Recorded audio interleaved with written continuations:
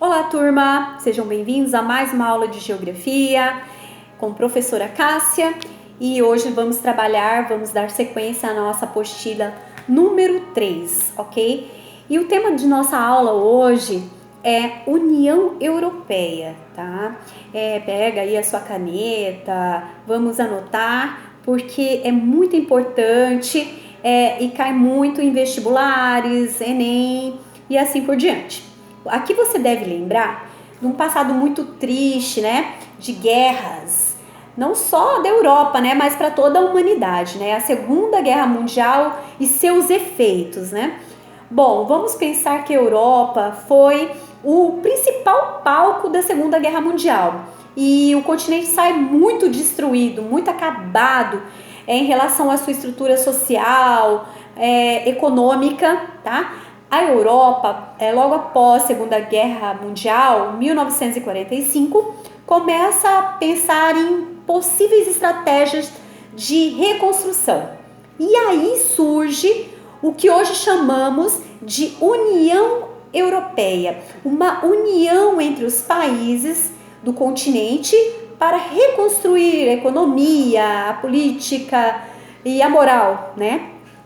Alguns países são precursores, mas nós temos que dividir em 3 partes, tá? Essas principais fases são eles os tratados fundamentais que regem, representam esse espírito da União Europeia. Então, vamos ao primeiro tratado. O primeiro tratado foi em 1957, o Tratado de Roma, tá? Porque uma das exigências, né, era que os países participantes fossem cristãos. E Roma representava muito esse espírito cristão, ok? Os principais países, né, os países que foram os precursores, foram eles: Alemanha, França, Itália, Bélgica, Holanda e Luxemburgo, ok? Esse primeiro tratado foi muito importante e fez com que estimulasse os outros países a entrar. Esses 6 primeiros países, né, que foram os precursores, mostraram que isso funcionava, tá, turma?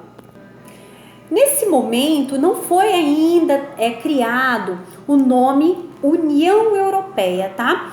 Nesse período era chamado Mercado Comum Europeu, entenderam? Em 1992, nós temos um novo tratado. O tratado que representava uma nova fase foi o Tratado de Maastricht. Olha que nome estranho, né?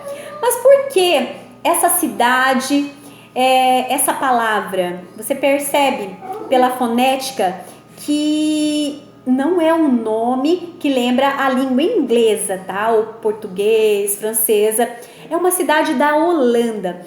Mas por que convidar a Holanda, tá? Por quê? Porque o continente europeu ali, né? Aquele velho mundo, era considerado assim um lugar muito antiquado, né? Com aquelas velhas construções, um mundo antigo.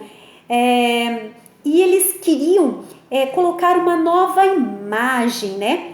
Uma imagem de moderno, de contemporâneo, mais modernex, né? Uma ideia mais liberal nos pensamentos. E aí escolheram a Holanda para representar isso. Maastricht, olha, nem sei falar direito, tá? Ele mudou o nome de Mercado Comum Europeu e aí surge União Europeia. E foi nesse tratado também que surgiu a União Monetária, a criação prévia da moeda comum chamada euro. E nós temos um terceiro tratado que ainda está em vigor desde 2007, o Tratado de Lisboa, tá? A capital de Portugal. Por que escolheram Lisboa? Lembra que eu falei para você que cada cidade, cada tratado, a cidade escolhida não ao acaso, mas porque é representativa e tem algum significado? Então, Lisboa, Portugal, foi um país que mais se desenvolveu monetariamente. Foi um país que propôs um maior crescimento, tá? Econômico desse tratado. Entenderam? Espero que vocês tenham compreendido um pouco mais sobre União Europeia. Eu vou fazer uma segunda aula explicando um pouco melhor os benefícios que essa União Europeia proporcionou. E até a próxima aula. Qualquer dúvida, estou no plantão. Beijo!